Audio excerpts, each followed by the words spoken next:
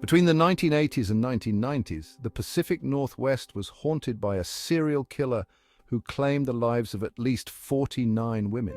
The Green River Killer, one of the most prolific serial killers in American history, evaded capture for nearly 2 decades. His reign of terror left a deep scar on the community and posed significant challenges for law enforcement. Today we'll explore the chilling case of the Green River Killer, examining the gruesome murders, the painstaking investigation, and the eventual capture of the man behind the horrifying crimes. We'll delve into the background of the victims, the investigative hurdles, and the breakthroughs that finally led to justice. This is a story of relentless pursuit in the face of unimaginable horror. Among the victims were Wendy Caulfield, a 16-year-old with a troubled past, and Marcia Chapman, a 31-year-old mother struggling to make ends meet. Each victim had a unique story, highlighting the tragic loss of potential and the impact on their families and communities. The devastating impact on the families was immeasurable, leaving a void that could never be filled. The late 1970s and early 1980s saw a rise in serial killings across the United States. In the Seattle-Tacoma area, the disappearance of numerous women caused widespread fear and alarm, leading to a massive law enforcement effort to track down the killer. The period was marked by a combination of rapid urban development and social changes, which contributed to the challenges faced by law enforcement. The rise in violent crimes, particularly those targeting marginalized communities, stretched law enforcement resources thin. The sheer volume of cases and the evolving nature of forensic science added layers of complexity to the investigation. The first known victims were discovered in 1982 near the Green River in King County. The bodies of Wendy Caulfield, Deborah Bonner, and Marcia Chapman were found in the river, sparking the investigation that would reveal many more victims. The grim discovery marked the beginning of a long and arduous journey to unmask the killer. Over the next few years, more bodies were found, often in clusters, in wooded areas, near rivers, or in isolated locations. The killer's methods were brutal and consistent, with many victims showing signs of strangulation and sexual assault. The discovery sites became all too familiar as investigators pieced together the chilling pattern. The killer would frequently strangle his victims with ligatures or his bare hands and then dump their bodies in remote wooded areas or near rivers. The remains were often left in clusters, indicating that the killer revisited the sites. Many victims were found with rocks and other debris placed on their bodies, suggesting a ritualistic element. The victims' profiles indicated a preference for young, vulnerable women. Their lifestyles made them easy targets, and the killer's methodical approach suggested a deep-seated pathology. The consistent patterns in the abductions and killings provided vital clues for profiling the perpetrator. Key pieces of evidence included DNA samples, fibers, and small objects found with the victims. However, the lack of advanced forensic technology in the early 1980s made it difficult to link these clues to a specific suspect. Despite the forensic limitations, each piece of evidence was meticulously catalogued, laying the groundwork for future breakthroughs. The early stages of DNA technology and forensic science limited the ability to analyze evidence effectively.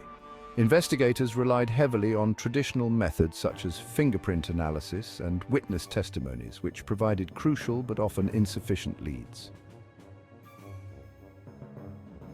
The Green River Task Force was formed in 1982, led by the King County Sheriff's Office.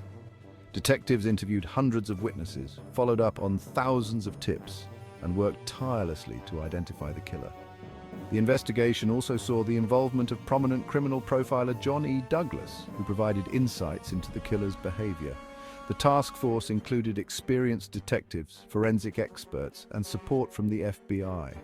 Their combined efforts represented one of the largest and most dedicated investigative teams assembled for a serial killer case at the time. The investigation faced significant challenges, including the sheer number of victims and the vast geographical area in which the bodies were found.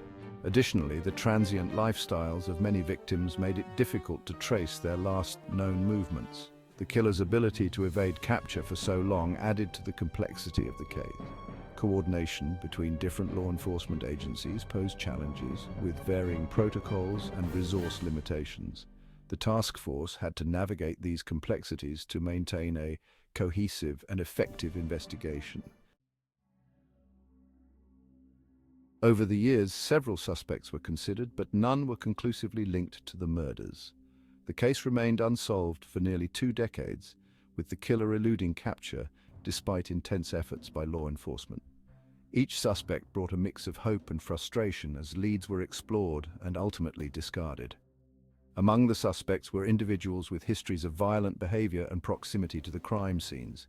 Each potential lead was scrutinized with extensive background checks and surveillance, but none provided the definitive evidence needed for arrest. As forensic science advanced, investigators revisited old evidence with new techniques. DNA analysis, in particular, provided a breakthrough that had been impossible in the early stages of the investigation. The relentless pursuit of justice through evolving technology underscored the commitment of law enforcement. Theories and speculations abounded, with each new piece of evidence sparking fresh debates and discussions. The case, though long cold, never truly faded from the minds of those dedicated to solving it. In 2001, advancements in DNA technology finally provided a breakthrough. DNA evidence linked Gary Ridgway, a truck painter with a history of solicitation, to several of the victims. Ridgway had been interviewed by investigators in the 1980s, but had not been definitively connected to the crimes until the DNA match. Ridgway's profile as a seemingly ordinary man with a stable job and family life contrasted sharply with the horrific nature of his crimes. His ability to blend into society while committing such heinous acts added to the shock and horror of the case. Ridgway's demeanor and background were a chilling reminder of the potential for evil to lurk behind a facade of normalcy. Faced with overwhelming evidence, Ridgway confessed to the murders of 49 women as part of a plea deal to avoid the death penalty. He later claimed to have killed up to 71 women, though not all of these claims have been verified. Ridgway provided detailed accounts of the murders and helped investigators locate the remains of additional victims. Ridgway's confessions included specific details about the abductions, murders, and disposal of bodies. His cooperation provided closure for many families and answered lingering questions about the fates of the missing women. Each revelation was a step towards understanding the full extent of his crimes. Ridgway's ability to evade detection for so long, despite being a suspect early on, highlighted the challenges faced by law enforcement. His profile as methodical and opportunistic predator was a key focus of criminal profiling efforts. The insights gained from his case have informed future investigations and profiling techniques. Experts have analyzed Ridgway's behavior to understand the motivations and psychological underpinnings of his crimes. His interviews provided a window into the mind of a serial killer, offering critical insights into the intersection of personality disorders and criminal behavior. Even after Ridgway's conviction, investigations continue to identify additional victims and link them to the Green River Killer. Law enforcement remains dedicated to providing closure to the families of all the victims. The commitment to uncovering every aspect of Ridgway's crimes underscores the enduring impact of his actions. Modern forensic techniques, including DNA analysis and digital forensics, continue to play a crucial role in identifying potential victims and exploring unresolved cases. The ongoing application of these technologies reflects the evolution of investigative practices. The case has been the subject of numerous books, documentaries, and TV shows, reflecting ongoing public fascination with the Green River Killer and the broader implications of his crimes on society and law enforcement practices. Public interest has helped keep the case alive in the media and among researchers. The Green River Killer case has left a lasting imprint on popular culture, influencing true crime, literature, and media. It serves as a case study in criminal psychology, forensic science, and the resilience of communities affected by serial violence. Law enforcement agencies and educational institutions use the case to train new generations of investigators. The lessons learned from the Green River Killer investigation continue to inform best practices in criminal investigations. The Green River Killer case is a stark reminder of the darkness that can lurk behind a facade of normalcy. Gary Ridgway's capture and confession brought some measure of justice, but the scars left by his crimes continue to impact the community and the families of his victims. The case underscores the importance of vigilance, technological advancements, and the relentless pursuit of justice. What are your thoughts on the Green River Killer case? Share your insights and theories in the comments below.